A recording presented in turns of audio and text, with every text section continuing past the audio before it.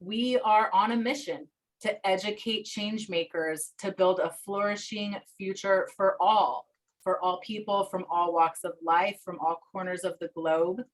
Our unique curriculum focuses on 3 core pillars: sustainability, social justice, and systems thinking. Our entire community and everything that we do is around those 3 pillars. And this topic in this panel was something that really aligned with everything that we're doing. So we're excited to be here. This is some of our students from back in the day, a couple years ago. I think it shows 2018 behind them in that slide. Yeah, 2018. Here's a few of our amazing change makers that are part of our community. And then here's our panel today. So our panelists, I'll start by talking about our wonderful moderator, Neelam Haraf.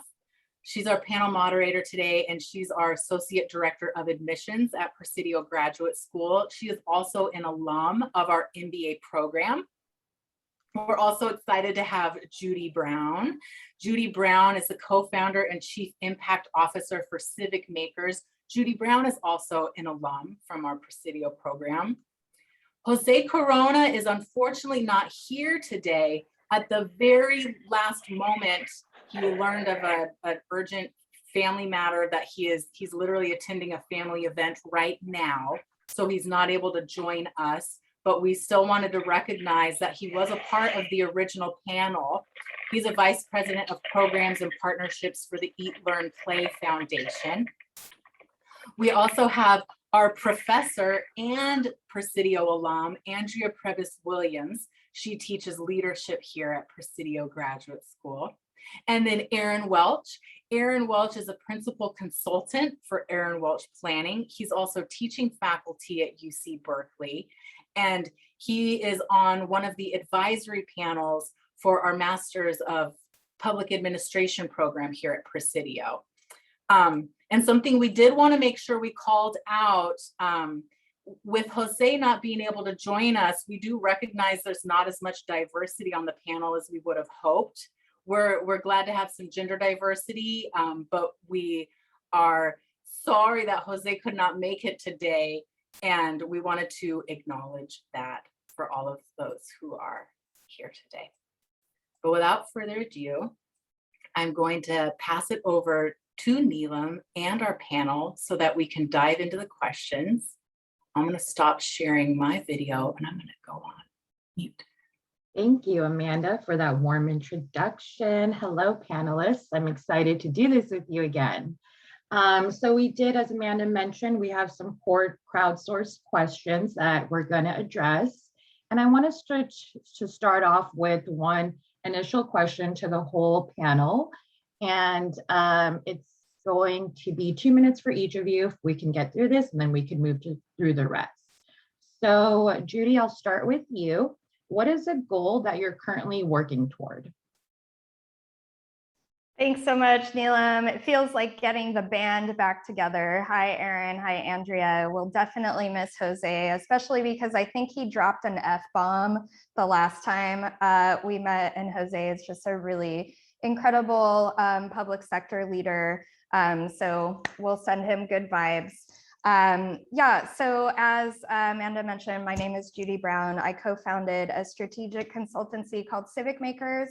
We work primarily with organizations delivering public services to really help center the experiences of the people that they're serving in the design and delivery of those public services. And we're we call ourselves a civic design firm. So much of our work is around design, whether it's program design or strategic planning or community engagement. We have certainly been working toward becoming an anti-racist organization. So we've sought out some resources in helping us to do that, from our diversity hiring practices to even just sort of grappling with who we are as individuals, how we might be complicit in structures like white supremacy, or unintentionally perpetuating power dynamics and inequities across all of our work. This is I would say, this is a lifelong journey for us as individuals and probably as an organization. So that's a goal. One way that we are attempting to move that goal forward is, we're an LLC. We're almost an 8-person team. We're actually hiring a project manager. We actually had a few Presidians apply, which was really exciting, full circle, because I met my co-founder when I was in my MPA program at Presidio almost 10 years ago. And so one way that we are attempting to do that is through a theory of change process. So we're using theory of change as a framework to help us better define impact metrics, right? Because ostensibly we're an impact focused firm, but what does it really look like for us to create that impact? And in particular, how might we source those impact metrics from our clients, from the people that we're ultimately serving through that work? And so we have an amazingly brilliant intern right now from UC Berkeley's Masters of Development program, which I think is like kind of a sister to Presidio insofar as it's incredibly multidisciplinary. There's a lot of different applications. So she is helping because of course a best practice is to have us kind of outside facilitator help us to be a mirror for us so that we can really see where some of those gaps are. So that's a goal. Anti-racist organization, have a solid theory of change that defines our impact metrics. So we'll let you know how that goes, perhaps. Yeah. I look forward to hearing how it goes in the future. Aaron, what about you? What are you working on? Sure. Hello, everybody. And hello, Judi, Andrea, everybody else. Good to see you all again. Sorry, I was 3 minutes late. I've got kids home for the summer for another 2 weeks. So if they're screaming in the background, I apologize, but that's my lot as a working father. So I've run my own city planning practice for the last 2 years after being at a kind of mid-sized established firm based in Berkeley for almost 13 years before that I was the first hire at and helped build for a long time. So I'm at a very strange period in my life, personally, not strange, but interesting and kind of exciting, where I kind of have the ability to choose what my goals are, both personally and professionally, and then where I'm taking work. Do I want to hire people? Do I not? And I'll tell you, I don't really have as much of a master plan as maybe I should, or as some people might think I should, but it's kind of working for me. And it's also been really nice to have that nimble approach during the last bizarre COVID year and a half, where I didn't have like a master goal. And so, yeah, that's been working for me. I'm just excited to find projects where it might just be a typical city planning project or a typical public process, but you can really elevate some of those goals, integrating land use, integrating transportation, integrating anti-racist policies in land use and affordable housing, equity, all in one thing. And it's not always easy. You're like breaking down silos and bringing together departments that typically have their little pet goals, or they're underfunded, or they're scrapping for resources. But those are the projects that I try to focus on here in the Bay Area, and then a few others in other states as well. Fascinating. And Andrea, besides teaching, what are your other goals? What are my other goals? Well, first, it's so lovely to see everyone. I love seeing the folks that have their cameras on, seeing your faces. Judi, Aaron, great to be with y'all again. So first, I come out of labor organizing and kind of the work around unions. And so I spent many years doing organizing in a variety of sectors, a lot of healthcare, a lot of public sector work, and then really shifted the role that I was playing in that kind of in that area. I was doing more support work, working with the board and kind of executive leadership there, and then also supporting special programs. And so really helping to institute new governance in the organization, and also new training to ensure that within the union, that the folks that were members were really like directly a part of the decisions that the union was making. So they were driving the decisions that went like implementing, developing, coordinating a training program that was like a progressive development that allowed for like very beginning stages and then kind of some more advanced leadership. So that's kind of the work that I had been doing, and then have, in attending graduate school, really started to shift and change some of the work that I was doing, and was taking on a lot more consulting work. And then, over this last year, that has actually been maybe 20 years. I don't know. I feel 20 years older over the last year. Could be having a 15-month-old during that process as well. So a lot of changes in the kind of work that I was doing, but have been teaching at Presidio for now several semesters. But one of the projects that I'm going to be a little vague about, and it's happening kind of more in the consulting area, is over the last several months, year or so, I've been working with a small group that has grown pretty intentionally, and we're doing some community building work around land. We're doing some work around resource development, some resource sharing, but really using the principles of emergent strategy as kind of our guiding framework for some of that that development, that project. And it's been beautiful to see that we've just slowly grown. So I know I'm being a little vague, but it's something that's very close to my heart, and I'm working now with a group of about 10-ish folks on that. So that's been lovely and exciting. That's incredible. So for my next question, Judi, I will go ahead and start with you. What are some of the most notable examples where systems thinking illuminated a solution that was not visible to linear thinking? What system intervention was counterintuitive but successful?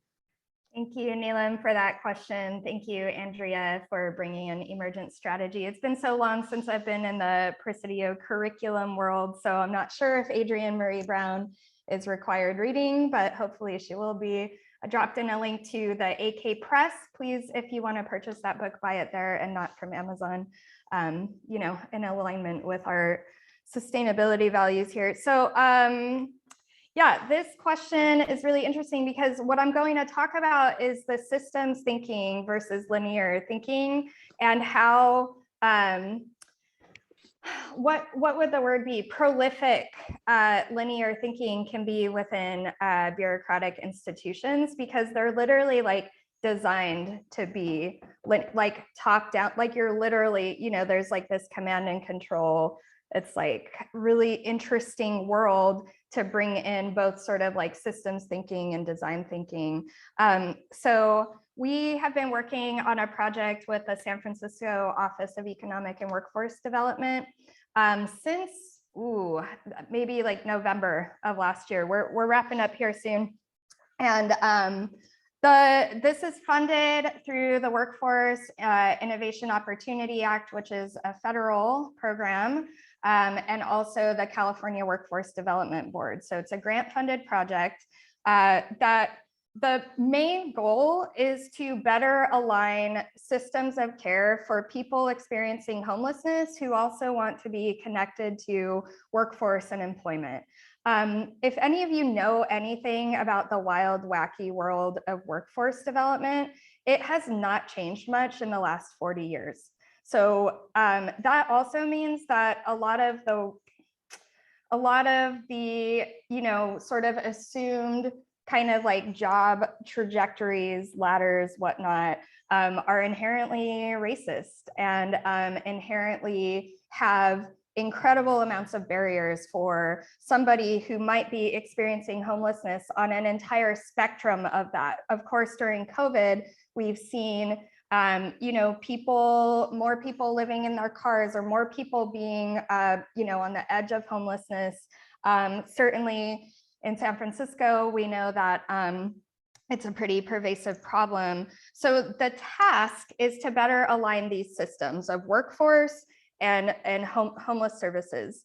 Turns out you can't do that without also understanding how other systems interact with those, right? So while we're attempting to kind of de-siloize, which may or may not be a word, Erin, I don't know if that's a word in your world. Maybe I even said that last time. It's a word now. All right, excellent, thank you. We're attempting to de-silo both the kind of like what's happening in workforce development and employment, and also homelessness and supportive housing. And yet finding points at which we can't talk about these things without talking about public health, right? Because another barrier to somebody actually looking for work, so to speak, is not knowing whether their benefits will continue, right? So if they're on TANF, temporary assistance for needy families, or WIC, or any of the kind of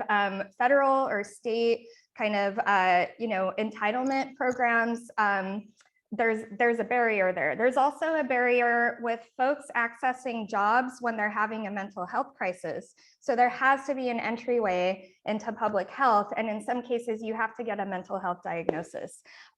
So what started as 2 systems of care that we were tasked with, they put together a really nice scope. It's basically a participatory research project. We've been bringing in, we're now looking at 4 systems of care. So it's homelessness, it's workforce development, it's health, and it's public benefits. And I will say that part of that, it's what intervention was counterintuitive but successful. It's strangely counterintuitive for a public health system and an employment system and a system that is getting people into housing to actually talk to each other. And what we've been finding in that work is that that happens within the organizations as well. So even if we have a workforce organization that has somebody who is trained, because you also have to have a certain amount of trauma-informed care training, some cultural humility and competencies in working with people who experience trauma, that even organizationally, there's silos, and all of you know that. So we basically told our client that this isn't 2 systems of care, this is 4 systems of care we're looking at. So we're going to really dig into all of this. Is an ongoing project. In fact, we're hosting an open house to basically demonstrate some of what we learned from the provider community and the input they've given back to us. So hopefully that can still happen in person with COVID, but I'm happy to share more about that project. That's incredible. And I love how you added the whole systems thinking layer and how important that is. Panelists, would you like to add anything to that, or would you like to move on to the next question? Go for it. Okay. Yeah, or I can just add just a short kind of anecdote, but I'm thinking of often in labor organizing or in union work, there's this like oversimplification of what's often called bread and butter issues, of just thinking about wages and working conditions as being kind of all that the union would focus on as far as like changing or building power around.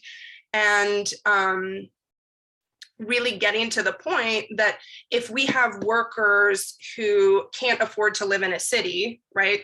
Housing is an issue, right? Housing cost is an issue. If we don't address transportation costs because people are commuting in, we're missing like primary issues that really impact the workforce in real ways. So really thinking about the variety of other systems, of other issues that are directly impacting, the workforce. So just kind of broadening the scope that that organized labor is really focusing on is kind of a push that we're seeing that's, I think, really important for a lot of the reasons that Judi just touched on. 2 projects I'm working on. One is directly related to exactly what you were just talking about, is rezoning asphalt surface parking lots around BART stations for housing and open space, and particularly affordable housing, so that people that are needed to get to their jobs that can't afford housing can not only have it, but have it in the right place where it's transit accessible and they don't require a car. So that's a big movement in the Bay Area that I've been working on. The second is sort of like this, I don't know how I would describe it, but it's almost like an unexpected silver lining of COVID from a very undelightful year. A delightful silver lining has been that suddenly something a lot of city planners, urban designers have been talking about for a long time, which is using public spaces more for people than for cars, has just magically happened. Usually where people are needing outdoor dining space, needing space to walk and run and bike. And it's been quite fascinating to me, things that we were sort of like harping on for 10 and 15 years, but there were all these reasons from different departments who happened to be in charge of that space of why it couldn't happen, or like maybe we could do one pilot for one little mini parklet that's like 10 feet by 20 feet in the entire city. We can only do one because there's all these reasons you can't do it. Suddenly they like happened overnight in every, you know, cities throughout the country. And now we're like working backwards to create the structure for how you properly apply for a permit to do that or whatever. But I've been sort of like enjoying how it just exploded all of these barriers to something that a lot of us thought was a good idea for people's health and wellness and social connections. And it sort of happened from an unexpected, you know, on its surface, very bad thing that people were able to harness and do a good thing. Sometimes that happens, like something bad has to happen in order for something good to happen. But Aaron, while I still have you, here's a crowdsourced question. As a relatively new nonprofit, how do we incorporate build-in metrics for leadership sustainability? That's a great one. I am a sole proprietor for-profit. I am going to defer to Judi on sort of like how you set up a system and policies. And one of the reasons I am really enjoying being a sole practitioner is I dealt for years and years with the stress of HR, hiring, firing, what are the structures, what are the metrics? And I just always felt like we needed it, but I really could never quite get a system that felt, you know, real and authentic and not sort of made up. And, you know, then I was like battling with other managers about what the right ones should be. So I can just like totally concur with you that it's really hard. And I do think it's a movement in organizations and a really good one in terms of like verbalizing your metrics, being clear about them. You know, for me in my business, I've just tried to be internally aligned with what I feel is the right thing to do and really have that guide my decision making, you know, working with people whose mission I believe in. But that's much harder. You know, I can feel personally aligned at my level, but when you extrapolate to a larger system, I do think you need metrics, you need to be overt about it. It's one of the reasons I've kind of chosen not to grow right now, because I'm not totally clear about what my organizational mission would be. I'm clear about my personal mission right now, which is like doing good work and having a family and balancing those. But I think a lot of organizations get in trouble when they just grow with no plan for that, and then they try to backfill the metrics, and you know, people are fighting about it. So I'll tee that off to the others that it's good you're thinking about it. Yeah, I'll take one quick pass at it, and then I will pass it over to our expert in sustainable leadership, who actually teaches sustainable leadership for Presidio, right, Andrea? Excellent. So just to quickly echo what Aaron is saying, it's really difficult to, you know, my firm, which is not a nonprofit, we are an LLC for-profit firm. One of the reasons we decided to do that is because we wanted our partnership. So there's 3 of us who are partner owners, and then we have 4 really wildly talented people that we're lucky enough to employ. And we try to do like a distributed decision-making model. We did not want to be beholden to a board, and we did not want to be beholden to grants and sort of like, you know, chasing the kind of philanthropic dollars to support our mission and vision. Turns out the public procurement process is not any less painful than grant writing. So if your customers are government, it sucks. Like, it's just, you know, you're basically like writing research papers all day, every day to like get the work, and then you actually have to do the work. And, you know, as I mentioned earlier, as we're growing, we have only recently brought in a person, because we're a consulting firm. So we're trying to maximize our billable hours for each team member. That's been really difficult to do, and also create our internal structure, right? So we were lucky enough to bring on someone who's helping us with operations. One thing that we did in the past to build in these metrics for leadership sustainability is to really be rigorous about our strategic planning process and do it in some sort of regular cadence where we are looking at not just what we hope to accomplish on a yearly basis and how that fits our mission and vision and values, but are these mission, vision, and values that we imagined even a year prior still relevant to us and our clients? So it's you know, we have a plan, but it's iterative. It's meant to be revisited all the time. Of course, the values, especially in a nonprofit with your mission, vision, values, are intended to help shape the ideal behaviors that we engage in and the work that we engage in, right? You know, I think that as someone who is somewhat recovering from a previous life in nonprofit management, I also know that there's a unique challenge around succession planning, around mission creep, around having the same leader, for example, for 20 years.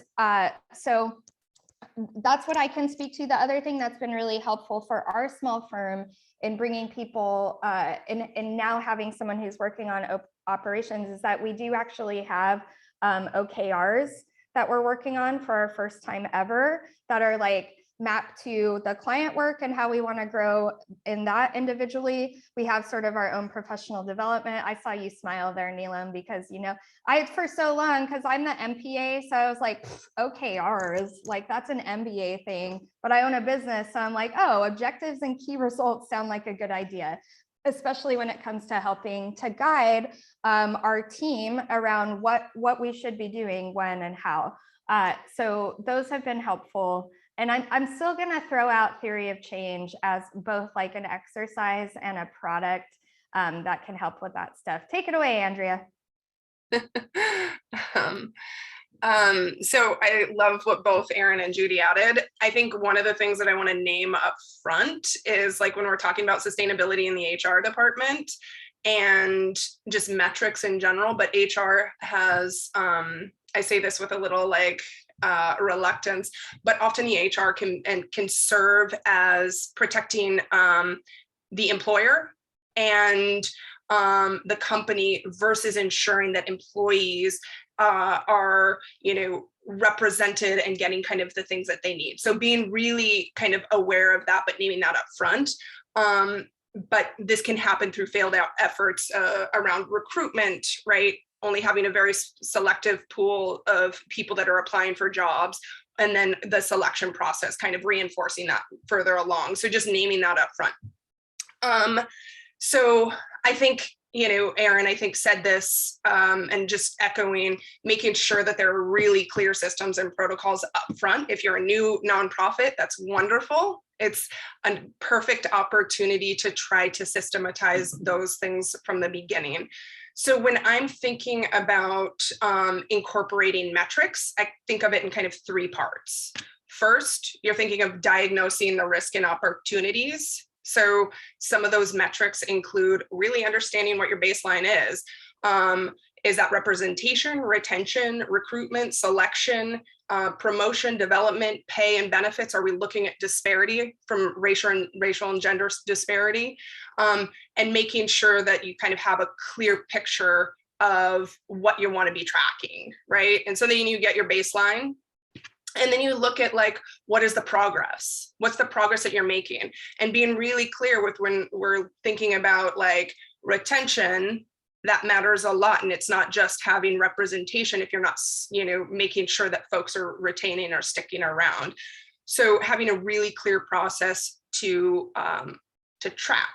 track those initial like key metrics, looking at advancement and promotion from internally, right, is an important piece for tracking that progress. And then return, really linking those metrics to whatever your primary goal is of your organization and your primary sustainability goal is. You know, obviously in a business school, they're talking about ROI. There's a lot of other metrics that you can tie those to. So what are those specific metrics that you're trying to move forward in and trying to build up and elevate? So making sure that those are tied directly to what your goals are. So I think about it really in those three parts. Fascinating. So the next question is going to be the last question I'm going to ask the panel, and then we're going to move it for a 15-minute Q&A from the crowd. So this one's up for grabs. What are common leverage points for sustainability in the public sector?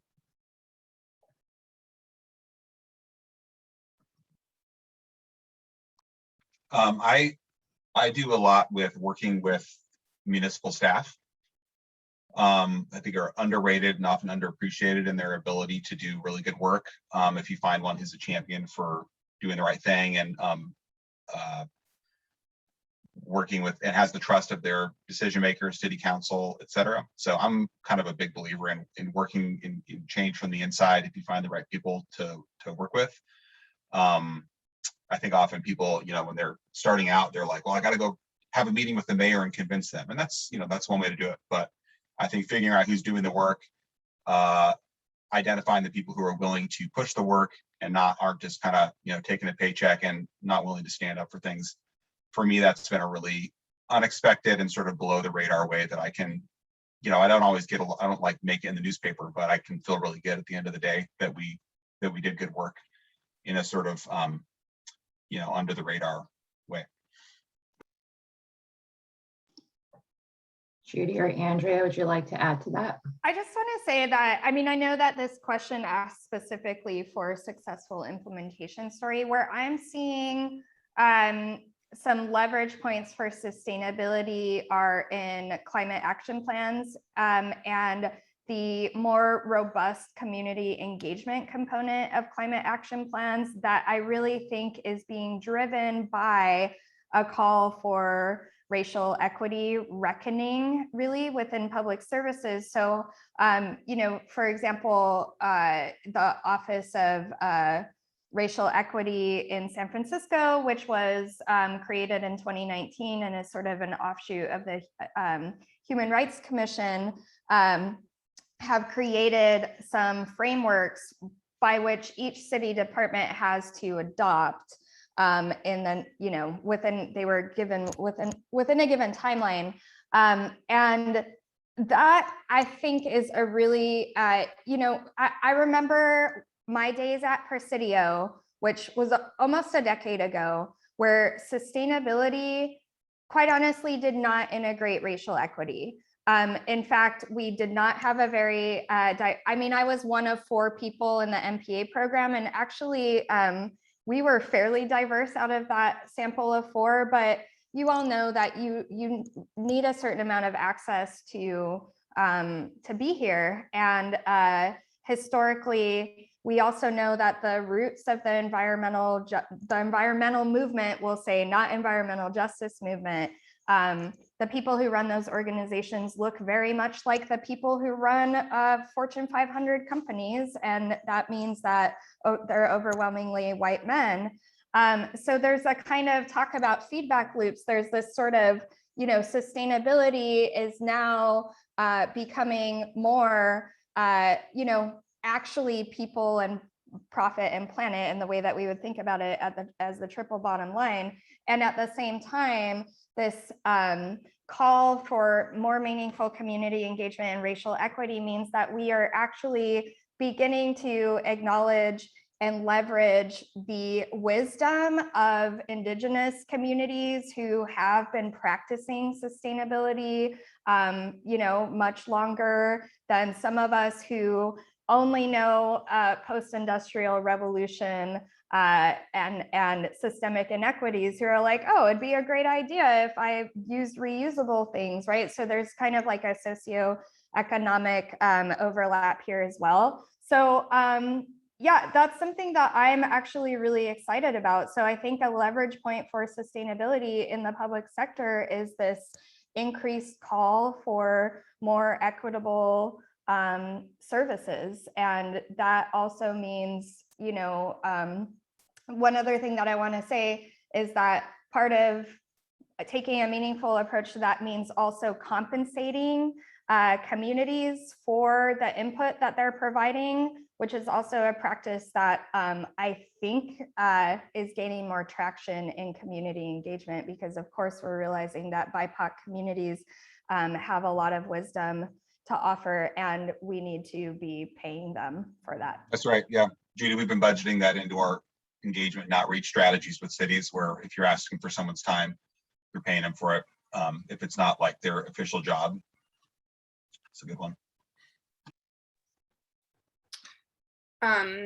Well, as somebody who's done organizing for many years, I think the most obvious leverage point for me is like the community is really looking to those that are directly impacted by the decisions of the public sector, and what the public sector is doing is one of the most powerful and beautiful leverage points. So thinking of here in Oakland recently, the council passed MACRO, which is the Mobile Assistance Community Responders of Oakland, which means that there's a if there is a crisis, that folks with mental health crisis training versus police will be responding. Now, this came out of a lot of community organizing and work from community organizations. Want to lift up the work of APTP, which is the Anti-Police Terror Project, but that's work that's been happening for years. And so they were really instrumental in then working with the council members in Oakland. So I think that is an important leverage point to kind of remember and think through. I agree. I think it's so important too, and I think it's fascinating and amazing. When I first was a student here, I did my project for my system sustainability and social justice course. I did it on homelessness. And what I found when my systems diagram was that mental health piece that was missing. And I'm glad to know like people are actually, like implementing all of these.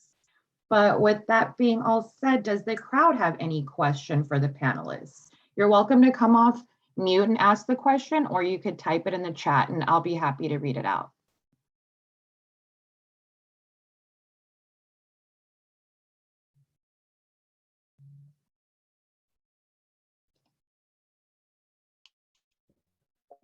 Well, can you hear me? Yes. Hi, yes, thank you very much. My question is, and I missed it, unfortunately, I had trouble joining earlier.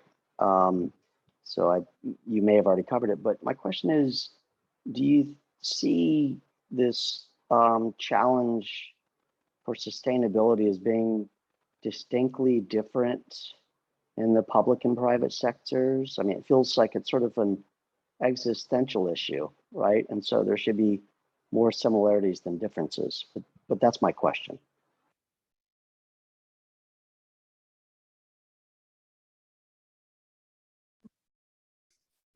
Anyone? I don't know if I have an answer, but I'll say in America, we, more than most other industrialized countries and non-industrialized countries in general, are focused on the private sector more than the public sector, and have intentionally starved the public sector in many ways. So I often feel conflicted about my own business and my work, where I'm like, philosophically, my heart is with the public sector, but for my position right now, what I do, I'm a private sector person. So yeah, there's a lot of overlap, and I do think they kind of verge back and forth, at least in the field I do, city planning. People tend to bounce back and forth.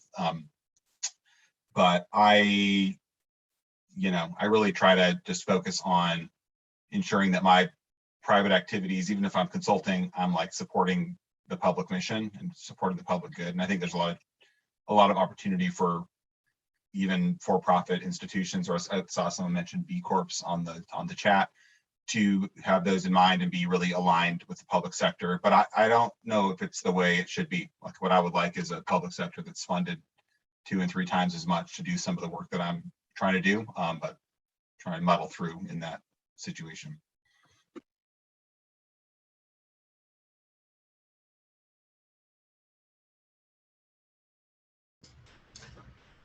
I have a quick question, kind of building off of that. I feel like, a lot of the solutions to different sustainability challenges do involve like market solutions that haven't necessarily been, fully created or fully baked, or they maybe exist as sort of an innovation exercise, but they're not profitable or financially really feasible. So I'm just curious from a system, like systems perspective, and I think this does impact private sector because I'm in the private sector and public. What do you kind of do about those just service areas and markets that aren't mature yet that really need to provide that infrastructure? And I don't think there's an easy answer, but I'm just kind of curious, or how do you navigate around it, or how do you advocate for it? Any experience there? I'm dubious about some market solutions and really think the role is for the public sector to trigger them or to invest in them, but we have a hard time doing that in this country, like I said. Do others have opinions?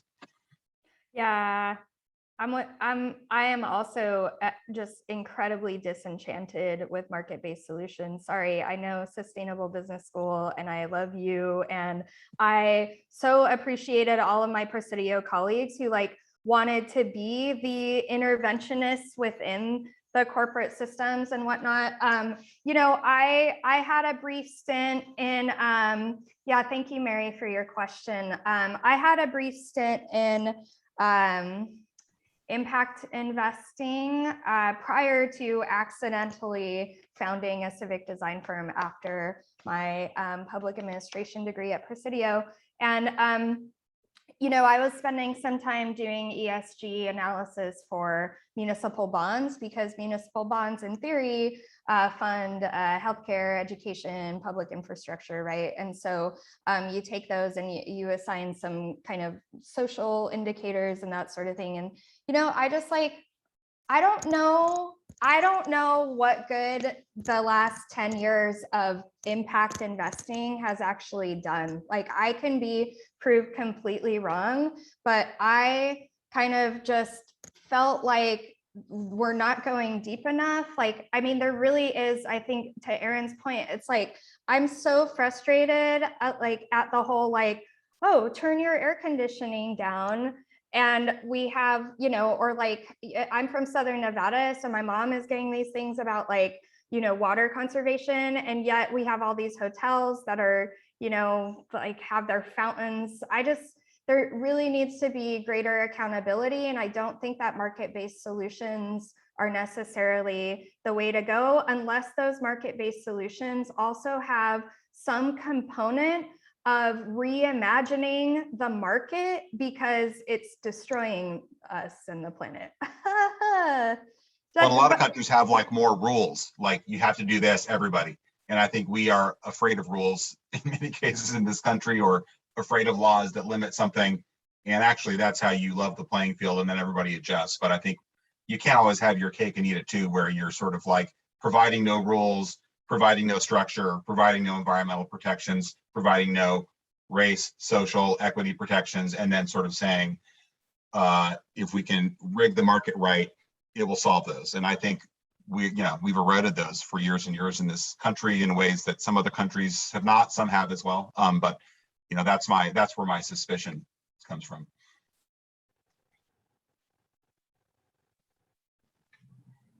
Yeah, nothing to add. I think I equally share a tremendous amount of suspicion and skepticism around market-based solutions in general. Nothing else to add. But cap and trade in California has funded some really cool stuff that I've worked on, where it's literally funding, bike and pedestrian improvements around transit stations. I guess that's market-based. So it's not it's, I don't mean to be too negative. I just, I think it can be sold as something that it's not. Well, and I'm specifically even in my job today, and it was my research project, I'm one semester in to my MBA program at Presidio, but around waste management is sort of what an innovation for packaging and sustainable. And so specifically, it's a little, it's kind of a unique scenario, but there does have to be a market response to this. I think consumers, to your point, if we just keep the onus on consumers, we can reduce, but if we're going to sell goods in a package, and make it more sustainable, I think the government needs to regulate it. But I guess those markets, recycling, all these broken things, I don't know. That's kind of where my head's at. So anyway, but I appreciate the feedback. Thank you for the question, Neely. I like your name too. Kind of like Thanks. Neelam. Yeah, I just decided I would be a little fun because I was like, blow up the market. All right. Well, I want to be mindful of everybody's time. We're coming to an end, and thank you so much, panelists. This has been fun, as usual. So Amanda, I'll go ahead and pass it back over to you.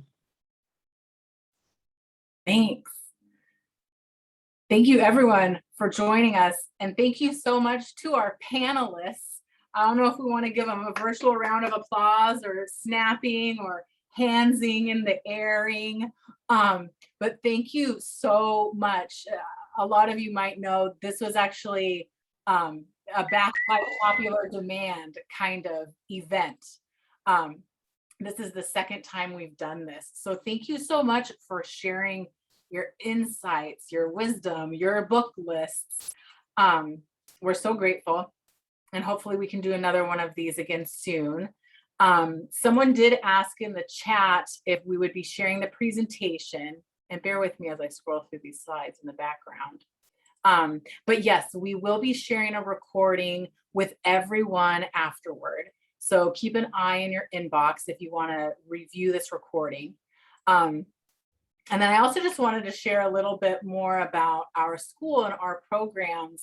The discussion that you saw here today is really similar to what happens in the classrooms here at Presidio, the virtual and in-person classrooms that we've got, because we have hybrid programs. If anybody is interested in learning more about what it could be like to be a student here, let us know and we'd be glad to share any information. We have an MBA program, an MPA program. We have one that's a dual between the MBA and the MPA. We also have a number of sustainability certificates. And we love teaching students who want to go out and change the world. And we love teaching students about systems thinking and sustainable leadership. So if you have any interest at all, you can really just drop your name and email in the chat. You can send a private chat to me, so I'll be the only one to see it. I see a lot coming through already. Thanks, guys. But yes, I would love to share any information that I can about the programs that we offer, and you can learn more about what it could be like to be a student here. But with that said, I hope everyone has an amazing day. I hope that this inspired you to go do something different or interesting and new in your worlds. And we'll reach out afterward with a recording if you want to review it or if you want to share it with your friends and colleagues. So thank you so much for joining us. And thank you again to our panelists. You're amazing. Thank you. Thanks everybody for the really good questions. There was actually several that we didn't get to, some of which I was glad we didn't because they were really hard and I didn't have an answer. But I'm sure if we had a whole class session, we could get to the bottom of it. Yeah, definitely. Really appreciate all of the engagement in the chat and just people taking time out of their day. I also dropped my email in there, I wouldn't be doing the work that I'm doing today had it not been for the experience at Presidio. So, this is something I'm really passionate about and always happy to connect with folks who have questions. I saw that thumbs up, Russell. Thank you. Very good. Yeah, thank you all. And hopefully I'll see you in class at some point. All right. Woo. Well, thanks everybody. Bye.